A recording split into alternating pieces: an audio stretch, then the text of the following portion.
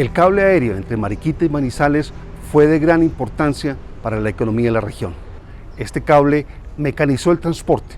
Ya el café no era transportado en bueyes y mulas, sino era cargado en un cable aéreo que a la vez era movido por un motor a vapor.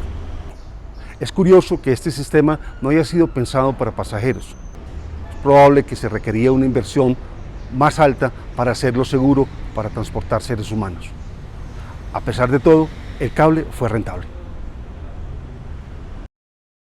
Yo reemplazaba varias veces ahí a un carrero, al maquinista y estuve aceitador 2 años, aceitando las torres de una sesión a otra. Me tocaba de Yolombal a Cajones. Andaba uno en la vagoneta y ahí llevaba uno un recipiente con el aceite y una aceitera. Y se bajaba uno en cada torre a aceitar el gallinazo de las torres, por donde pasaba el cable. Yo tenía unas chumaceras donde uno con la punta de la engrasadora que llevaba uno levantaba y echaba el aceite y ya quedaba suave la polea y se bajaba uno y esperaba el cable a mano izquierda.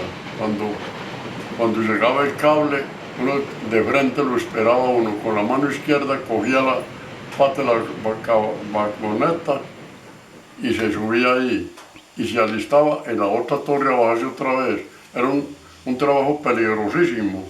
Trabajaba uno 2 o 3 horas y ya. Cuando había que reparar el cable, nos tocaba las horas de la tarde, como le explicaba yo ayer. Eso se hacía donde estaba la seña, donde había que cambiarle un pedazo de torsal al cable, eso nos tocaba a nosotros hacerlo. De donde había máquina éramos 4, el maquinista, 2 carreros y un celador. El celador hacía muchas veces también del aceitador. Donde no había máquina no eran sino 3, jefe de estación y 2 carreros, se llamaban los que pasaban los carros los que iban subiendo, los que iban bajando. El cable aéreo de Mariquita fue de gran importancia para reconstruir a la Manizales quemada 3 veces en los años 20. Sin este sistema de transporte que arrimaba cemento, hierro a Manizales, la reconstrucción hubiera demorado más y ese tiempo hubiera sido fatal para su recuperación económica. Igualmente, ayudó a reforzar, a posicionar a Manizales como la mayor sede de comercio al sur de Medellín y al norte de Cali. El volumen de carga que se movía reflejaba la riqueza que generaba el café, ya que el cable no solo transportaba el grano hacia los puertos de exportación, sino traía como viaje de compensación mercancías que los cafeteros, desde el recolector del café hasta el propietario de la finca, compraban.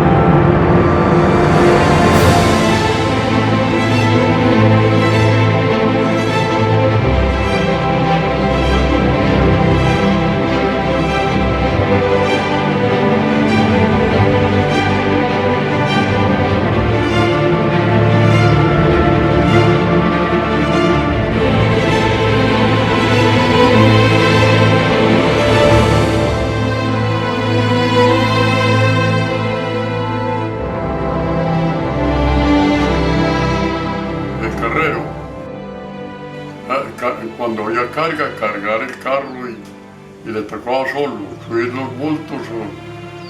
Cada vagoneta hacía 5 bultos de 5 arrobas. En el páramo era pura papa, madera, carbón, era lo que se movía en el cable. Y aquí en Soledad era el café. Y también venía la mercancía de Manizales que la bajaban aquí en Soledad y seguía para Casabianca y Villahermosa allá en mulas, cuando eso no había carretera. Entonces la vía viable era el cable aéreo.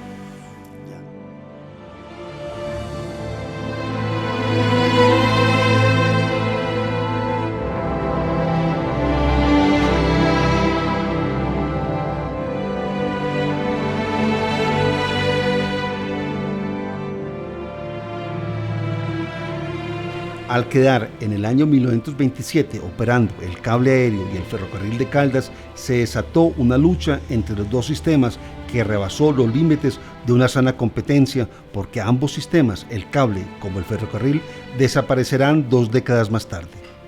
Dicen los expertos que al parecer no había suficiente carga para ambas empresas. Las navieras que operaban por el Canal de Panamá bajaban los fletes procurando apoyar el manejo de carga por Buenaventura.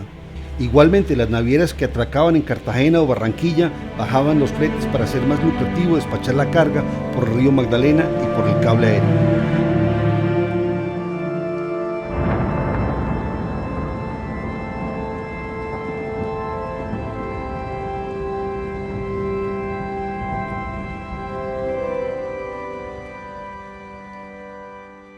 El cable aéreo de Mariquita fue diseñado solo para mover carga y no pasajeros.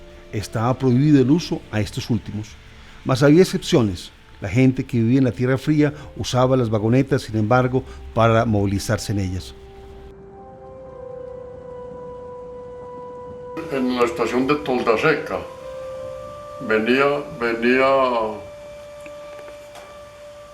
había un señor ahí que era más bien de mal genio, se llamaba don Luis Salgado, y traían una señora del hospital de Manizales ahí, y él llegó ahí y dijo: ¿por qué si viene esta gente aquí que esto es prohibido, que no sé qué, prohibido?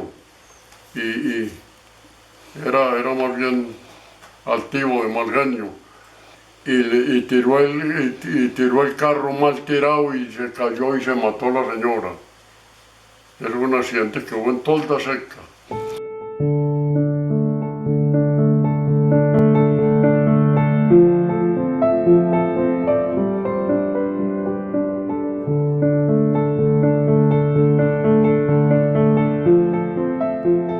Había sitios donde el cable pasaba muy bajo, dando la oportunidad de que con un salto el polizonte podía abordar el sistema, y lo mismo para apearse el aparato. Esta situación fue aprovechada también por ladrones que en esos puntos saqueaban la mercancía. Hubo un famoso asaltador del cable que robaba no mercancía sino la nómina de la empresa, causando grandes prejuicios.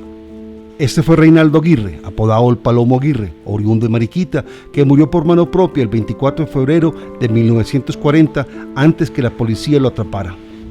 El historiador elbense Belisario Gómez Castro, que vio al Palomo en una oportunidad, lo describe de esta manera en su libro sobre Herbeo. Era de mediana estatura, ligeramente moderno, de nariz aguileña, delgado y ágil. Usaba siempre un sombrero de fieltro, zapatos de calidad, vestido de drill, pañuelo rojo anudado al cuello y otro de seda, también rojo, en el bolsillo superior del saco. Pero tumbaron el carro y tumbaron la caja fuerte y no fueron capaces de abrirla, y ahí quedó la caja fuerte en el suelo, pues no pudieron, no pudo robar nada, no encontró nada. Pero era el famoso para bajar los bultos de café del cable en esa sección en el páramo, el tal Palomo Aguirre. La empresa británica del cable aéreo renunció en el año 1951 a su concesión, cediendo la propiedad del sistema a la nación colombiana 12 años antes de expirar el plazo de 50 años. El cable aéreo es operado entonces por la empresa estatal Ferrocarriles Nacionales, utilizando esta ruta como empalme entre los trenes del Pacífico y la capital de la República, moviendo alrededor de 50.000 toneladas de carga al año. El sistema, como le decía anteriormente, el sistema donde había máquina para arrancar el cable eran unas calderas, una caldera, como decir hoy un silo para secar café. Era digámoslo así en términos, como un cajón grande, donde tenía una puerta pequeña, donde le llegaba la candela. En la parte posterior era la caldera, con unos varias tuberías por donde salía el vapor. Entonces esa caldera tenía sí, en medio de donde entraba el calor de la candela, ahí estaba una caldera grande como una turbina. Ahí era donde se presionaba el vapor, como decir una olla pitadora, y salía con una dimensión diminuta el tubito donde salía a coger la maquinita, la máquina donde ya recibía para mover el cable. Sí, de ahí salía a mover la rueda grande que llamaba capastrán. El capastrán es una rueda supremamente grande, diga usted, de unos 2 metros a la redonda. Muy grande, que allá está en Camelia todavía ese capastrán, ahí está. El capastrán tenía 2 ranuras para mover donde era la sección para mover 2 secciones. Cuando ya era una sola sección, si no era sino una sola ranura para voltear el cable, ya se devolvía el braque. Eso era un freno que se le derecho al capastrán, porque por debajo salía por unas, como decir, canal, el cable. Y si había un accidente o había que frenar y que no frenaba rápido, se le cerraba la llave del vapor y rápido se jalaba una palanca de madera grande y frenaba como una emergencia, unos cauchos grandes, y frenaba como un aro que había ahí, y frenaba el cable y lo detenía.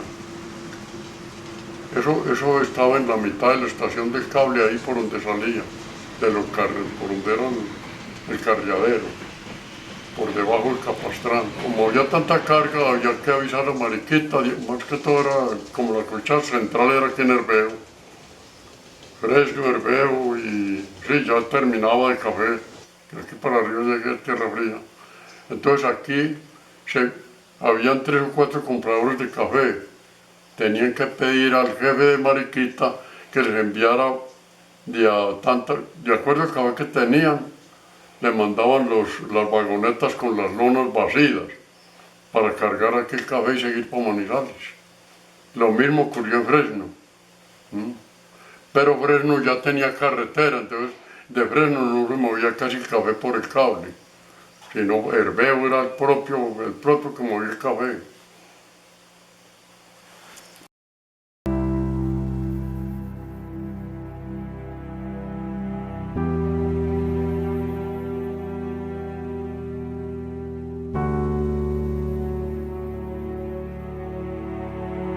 La parte principal del taller donde arreglaban las vagonetas y donde era la máquina principal era Frutillo.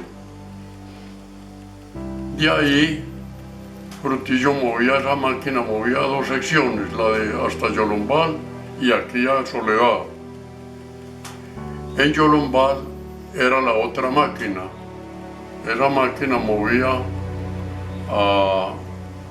hasta Cajones. En Cajones otra máquina.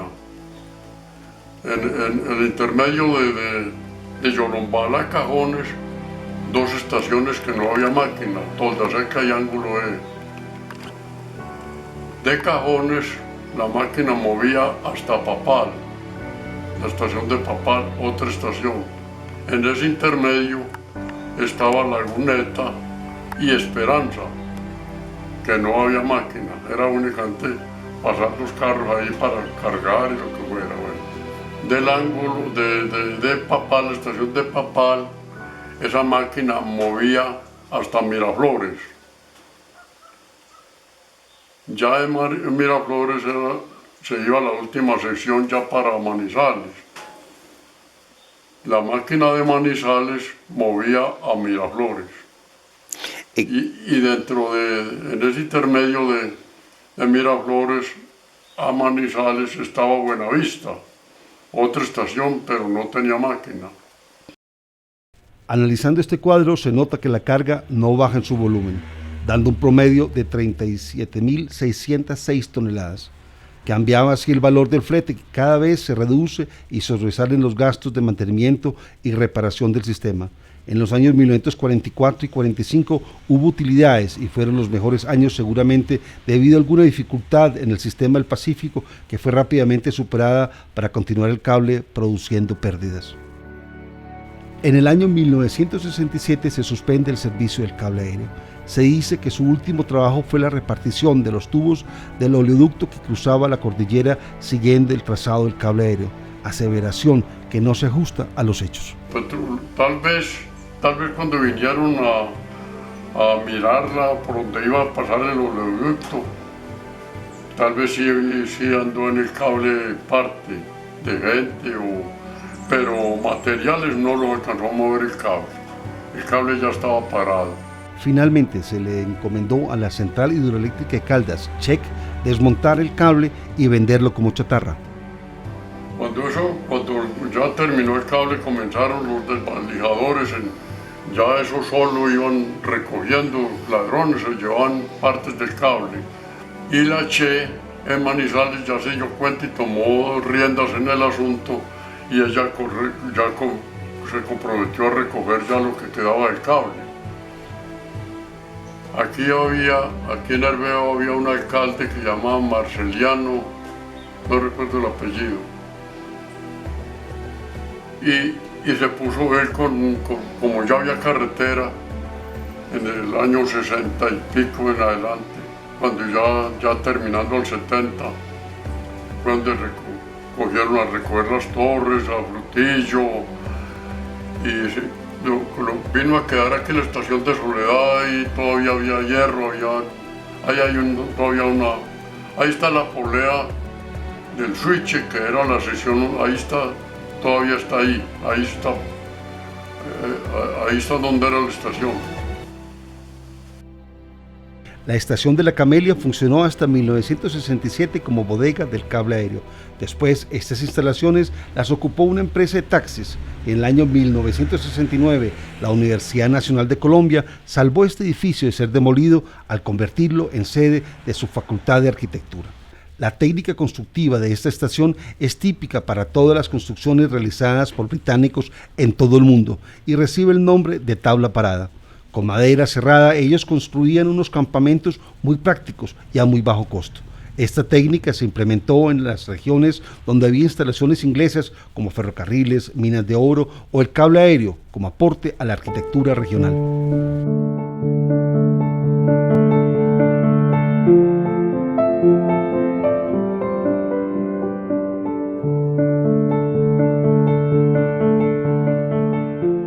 Otro sobreviviente de esta empresa es la torre número 20 o de Herveo, que fue traída desde su sitio en el municipio de Herveo a Manizales.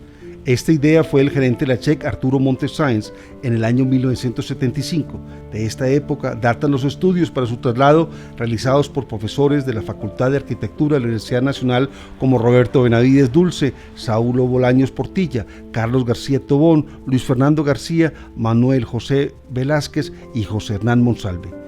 Fue la Corporación Forestal de Caldas que en el año 1983 financió y emprendió los trabajos de desmonte, transporte y restauración de la torre que fue ubicada en el patio de los bueyes de la antigua estación del cable. El desmonte de la torre estuvo a cargo de José Miguel Castaño Henao y la reconstrucción la llevaron a cabo los arquitectos Marcelo Villegas y Rafael Mejía. Esta torre fue declarada Patrimonio Nacional de Colombia.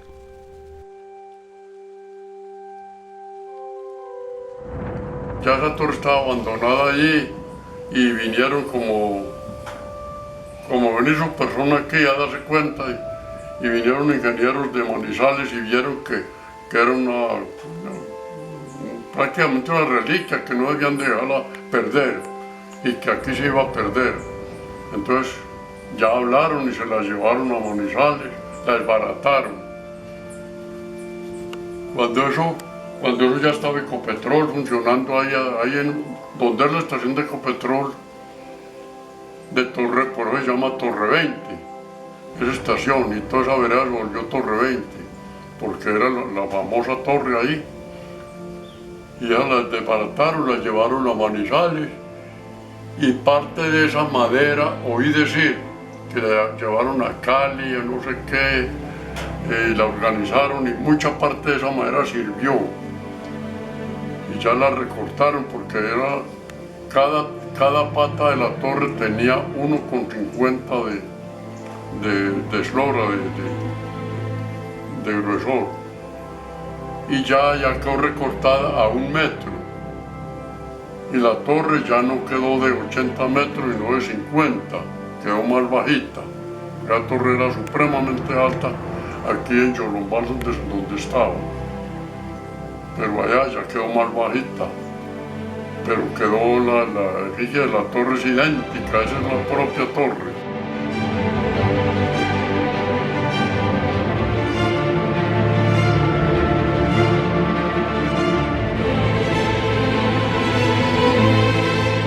Se ha dicho que el cable aéreo operó hasta el año 1967, pero revisando la prensa de la época para ver la noticia de la fecha exacta, solo se encontraron 2 menciones, una del inspector del cable Alonso Giraldo, que decía que en el sector 15, comprendido entre Manizales y Buenavista, el cable se encontraba en serio peligro de reventarse, sin que la nación haya acudido a reparaciones correspondientes.